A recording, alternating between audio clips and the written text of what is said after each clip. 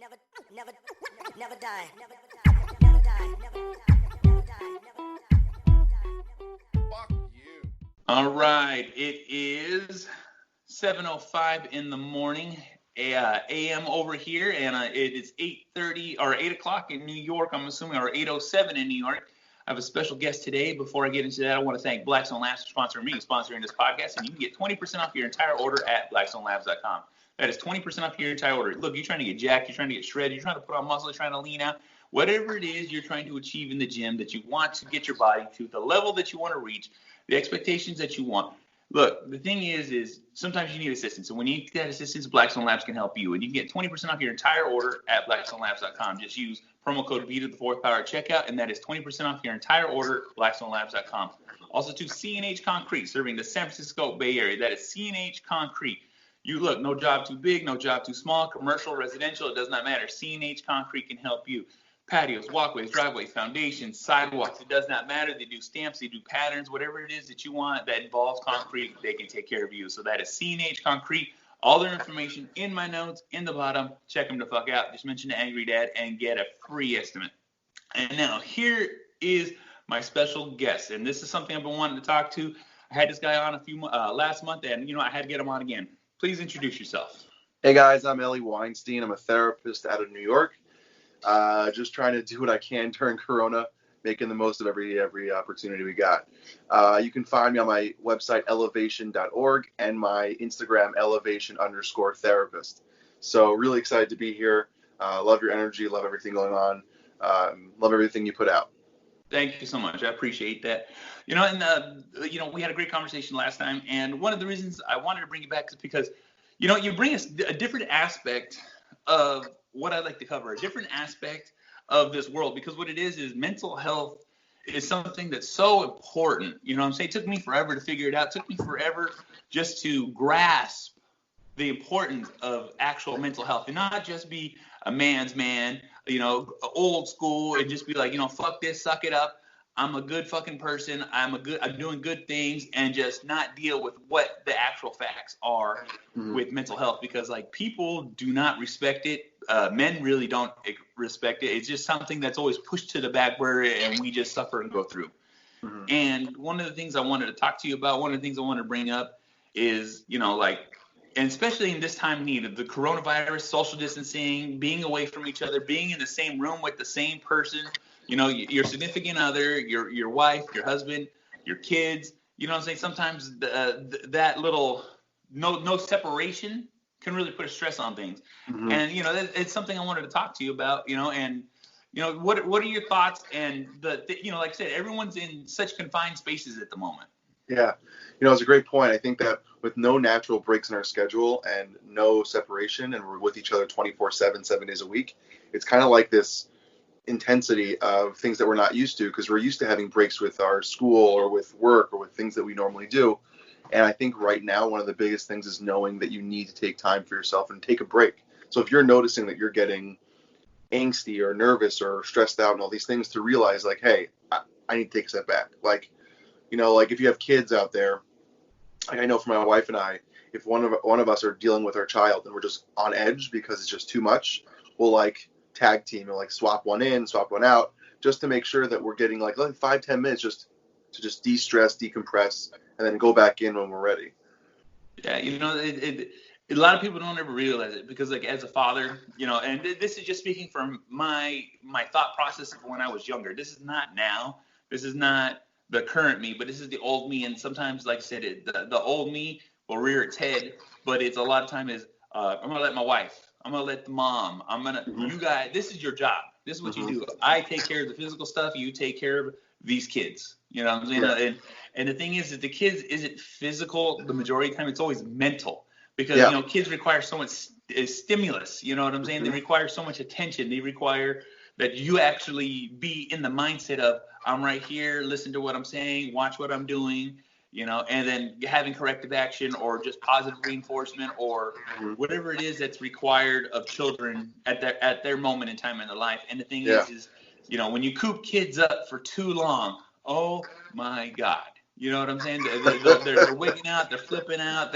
What do we do? They want to pick fights, they want to start fights, they want to ask questions. There's so many different aspects that children will point right at you, and it's so difficult because, like I said, to break mindsets and break the old school thoughts of mom takes care of the house and the kids, dad take care of the bills and anything physical that requires like in yard work or building or taking anything that's more of a physical aspect. But the thing is it's letting people know, it's like, how do you really figure out what to tell them to understand that they need to step in and do that part of their life? Yeah, it's such a difficult thing because I think right now every role, if you normally, whatever that means, if you normally had a role in your life that you were playing, that goes out the window right now because your role is everything. Everyone's role is everything because we have to. You're now teachers. You're now, gym people for your, like my wife and I are working out and we're like helping each other together. But normally we would go to a gym and do that. Like we're like, that's weird because like I'm not my wife's trainer. She's not my trainer. But like we're doing that together. Like all those little things. And I think something that my wife, I've been trying to push and promote a lot is something my wife was saying is that there's this concept that she came up with a while ago called my tank is low. That, normally when your tank is full, when your car is running on full gas, it's able to run beautifully, smoothly. It sounds great. The engines are running and it's like this gorgeous, beautiful sound. But when your tank runs low, your car doesn't function and it shuts down. And same thing with humans. If our battery is full or our tank is full, we can handle a kid crying, not having coffee yet, not being hungry. All those things kind of lower our tank to when we can't handle it. So you need to tell your person, whoever that is, like, my tank is low. I'm a little edgy right now. I'm not myself. But we're all doing everything right now. We're everywhere. It's great. It's fun. It's exciting. It's scary. Oh yeah, no, it's so up in the air too. And then, like I said, I'm in California, and in the county we just got to send it to the 17th for May, and people are already starting to freak out again. People are already having this panic buy attack again, and it's just so weird. I'm saying I work in retail. I'm a cashier, and like I see these things going on. I just a lot of times I don't understand the thought process of most people. And this is something else I wanted to talk to you about is like when people get triggered to panic, it's so weird that like all of a sudden I need to do this, but then they're not thinking of the important things. You know what I'm saying? Like I understand spending money, I understand buying supplies and all this stuff, but like the common decency for everybody is just it's so yeah, Out the window. It is, and I just wanted you to touch bases. I was like, it's how do people keep calm? How do people like take in information? Because the media right now at this moment is destroying the aspect of everyone's thought process. Yeah, it's a great point. First of all, you're so lucky you're in California because like the weather and just like the views and like it's so much nicer than being stuck in like disgusting rainy New York. So lucky you. But and I see you barbecuing and having all those awesome things and eating all the amazing meat. And I'm like, oh my goodness, if only I had a backyard with it. No, but with your point, I think there's a lot of things that come with our base instincts as humans is survival. So when we're put on edge or we're put in this like fear-centered mindset, we kind of get kicked into this gear of like, go, go, go. And you don't think logically. It's like basically in a weird sense, your brain gets hijacked by the amygdala, by the part that's your fear center. It kind of hijacks your entire brain and like shuts off your logic. It's survival. We needed it for years when we've lived so long on this earth. We needed it to survive. But now we're in a society we don't need to do that. We don't need to be hijacked by our fear center and go, totally back in the day, old school, me versus everyone else. But our brain is doing that because it's just the way we're made. It's our base primitive thought process as a brain. So it's really interesting to see that happening, but really scary how people are really just like, it's all me, and I'm going to fight you for the last piece of toilet paper, even though I already have 30, things. Yeah. It's just, like I said, it's so insane, what I'm saying? And, and when I talk about common sense, I talk about common sense roped in with common decency. And when you see it lost, you know what I'm saying? Like in general purpose, common decency is pretty much was always out the door, at least from my aspect of the end of what I see. And when I mean common decency, just people's bubbles, people's personal space. And when you're in a confined space for most places, it's just consumed. Someone will stand almost right on top of you and not bat an eye. But at this moment in time, we're supposed to be 6 feet away. We're supposed to show this social distancing, and people are still not wanting to show that bubble. We have to remind them. We have to tell them. We have to be like, look, please remain 6 feet away. You know, and it's like, people don't care, and it's like, do you not understand that this is supposed to help prevent what's going on? And nobody wants to accept it. No one wants to enjoy it. And it's like I said, just like I said, you get that people are so ran by the fear that the blinders are on and they can't hear or see anybody else or care anybody else. But it's just like so weird that the rules go out the door as soon as we start panicking. It's so true. And over the weekend, I was sitting on my patio and just having some tea and just reading whatever, and I saw like a group of people like across from my apartment. There's like this little park or whatever it is, and people were having a full on, like 15 people were having a barbecue like with each other, like just like right here. And I was thinking to myself, I said, I get that need to be with your family and friends. I don't know who's living in your apartment. I don't know who's with you, so I can't judge or be a hater. But like, if you're all coming together this random, like, are you not listening? But people don't care. People don't care. People are either think it's not true or it's not. Well, I'm not sick and I'm okay and I'm fine and all those rules. It's basically a way that our brain is telling us, like, you need to rationalize what you're doing because it's not okay, but you're going to rationalize it the best of your ability. Yeah. No, like I said, it's just even you work in retail. You said, right? How many people probably don't? I'm sure you guys put tape or whatever to show. Oh yeah. No, we have tape. We have windows, we have all these different things to protect us. No one cares. Yeah, no one cares. I have to constantly say, there's signs everywhere too, so it's like, there's no excuse to not hear it. There's somebody walking around with a bullhorn saying, please stay 6 feet away. That, what I'm saying, we have all these torrents, but yet people still want to be right next to me. People still want to be right in my face. People still want to be like, hey, and I'm like, please stand back. And it just, you would think these are the things I wouldn't have to say or speak or understand. We would just get it. But like I said, it's just those blinders are on and nobody cares. And like I said, people are rationalizing things so differently now. Mm-hmm. And it's just like, when this ends, how far does this continue? How much social distancing do we keep? And can people mentally handle this? What I'm saying? I was talking to my wife about that. I was asking, we were going for a walk, and I said, after this all gets cut, let's say like 6-8 months from now, let's just say, I don't know, this all goes back to quote unquote normal. Do we continue social distancing? Like, are we now going to be afraid for our lives forever? Are we going to now change the way we interact? Are we going to not go to school? Are we not going to have these things?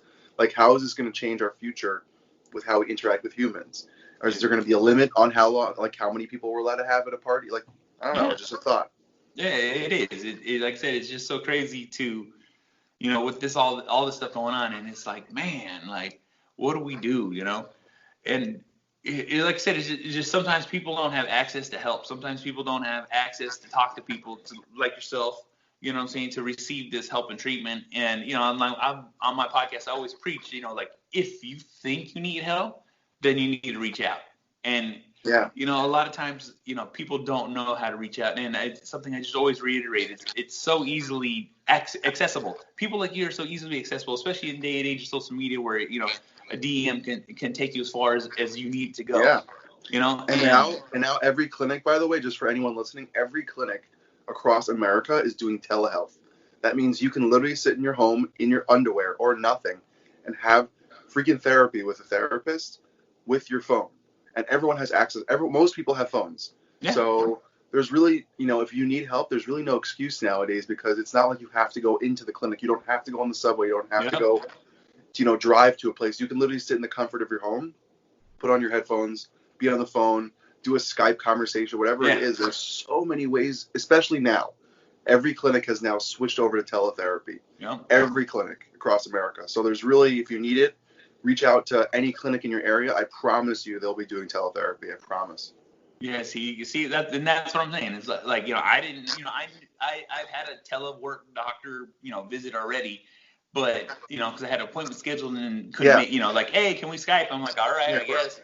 Yeah, but that's the thing too, is like, I didn't, not thinking or not knowing that process, I wouldn't even have thought that every single hospital or doctor's office is doing that. And like I said, it just shows you how easy, accessible, help is nowadays. And like I said, with being cooped up, cabin fever, and all this crazy stuff, you know what I'm saying? It's just important, you know what I'm saying? On your end, have you seen like a ramp up of like people actually wanting to, seek that kind of help?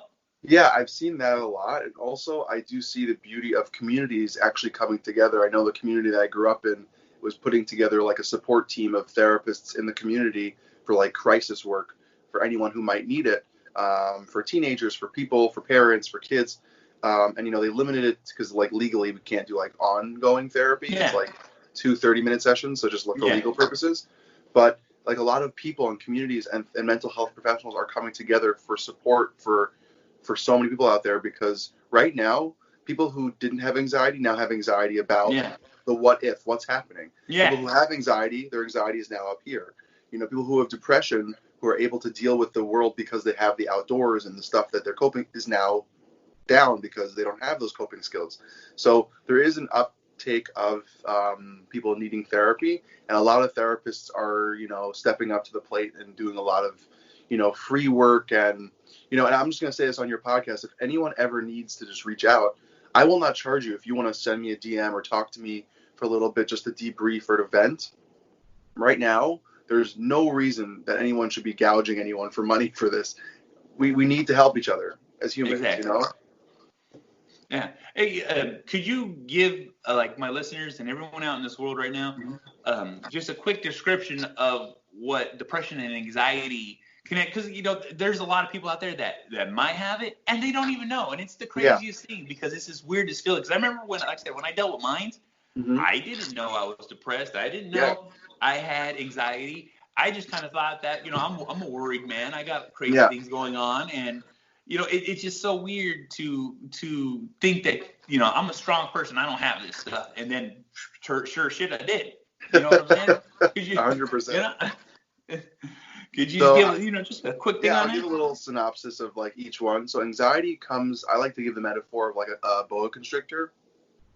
That kind of like at random times without control. It's not something that you purposefully do, but like it feels like something's like tightening around you and you can't breathe and you can't function and you're overthinking and rethinking. It's called ruminating, when you're just stuck in your head, just rehashing things.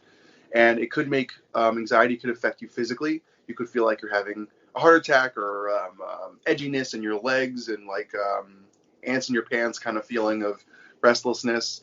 And depression is when you feel, it's not the normal sadness. It's where you feel so sad that you don't want to move. It's like being in a dark hole and you just don't want to get out. And of course, there's a spectrum of each one. Some people's anxiety is minimal and it's just, a little edginess here and there. And some people are so anxious that they can't leave their homes. But what I would say for either one, because each one manifests differently in each person, is that if you know your baseline and something's not the baseline of who you are, talk to someone. Because it doesn't hurt just having one conversation with someone who's professional to say, hey, you need extra help. Or, you know what, you're just dealing with something like, like normal sadness or normal nervousness. It's not clinical as anxiety or depression. But if you know yourself, so if you feel like something's really off, or your loved one says, you know what, you're not yourself. Like you're literally sitting and like pulling your hair out, like you need to go get some help. So don't be afraid to reach out. You're not weak. You're strong for just like asking and getting the help you need to be even stronger. And that's the truth. You know what I'm saying? It takes a strong person to admit that there's something wrong. And, it takes a very stubborn person to think that nothing's wrong.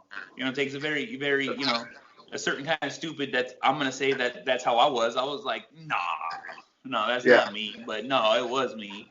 I have no problem saying it because I went through it. And I have no problem saying it because I want people to understand that, you know what I'm saying? There's so many different programs that will help you reach out, that will reach out for you, that will, you're like, I've kind of been thinking this, and they'll be like, look, we're going to set you up with something, and we're going to get you an appointment scheduled, you know what I'm saying? 100%.